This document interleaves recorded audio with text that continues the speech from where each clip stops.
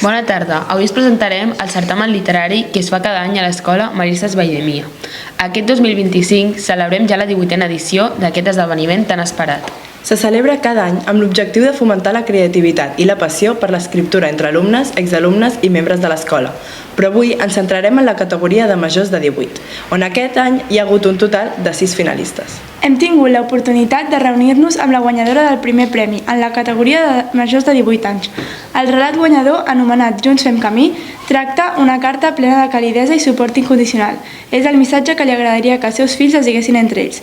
Un compromís d'estimar-se, cuidar-se i acompanyar-se tant en els moments difícils com en els alegres. Amb un to proper i poètic ens recorda la importància de ser-hi sempre per a l'altre, passi el que passi. L'autora d'aquest relat és la Laia Martí, que avui ens acompanya per parlar-nos una mica del seu conte i de la seva experiència. Bona tarda i felicitats. Bon dia, som alumnes de quart d'ESO A i avui estem aquí amb la Laia, que li farem l'entrevista perquè és la guanyadora del certamen literari de més de 18.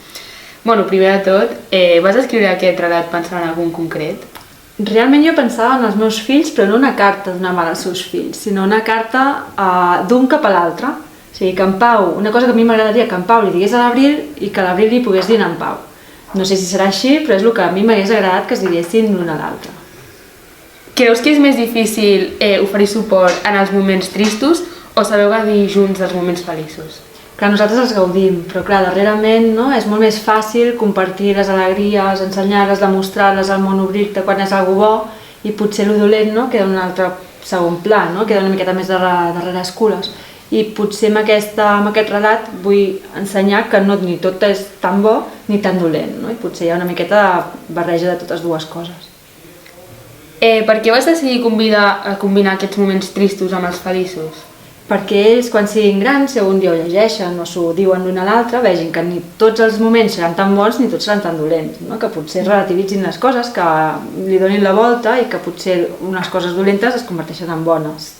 I com t'agradaria que algú se sentís llegint aquest text, o els teus fills? Potser que validin les emocions,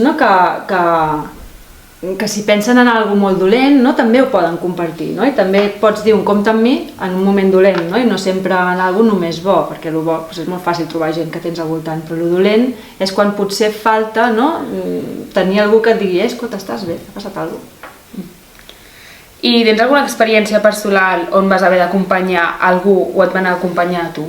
Jo crec que no és una experiència, saps? Jo crec que és cada dia et passen coses, cada dia es perds a l'autobús i, ostres, et fa ràbia i algú t'ha de dir, escolta, tal, bé, o no sé, o et passa alguna cosa, o algú s'ha fet mal, o jo crec que és cada dia, o simplement un com t'ha anat el dia, perquè potser t'ha anat superbé i ho vols compartir, però no ho dius si ningú t'ho pregunta, perquè no queda bé cada dia com molt estrany.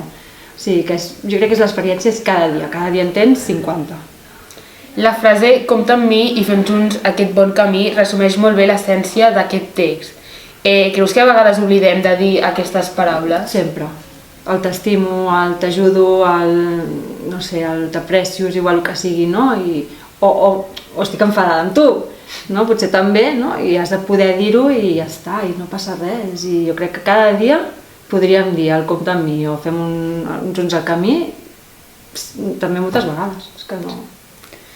I com t'agradaria que aquest text ajudés algú que se sent sol o que està passant per un moment difícil a la seva vida? Jo crec que el primer pas és dir-ho.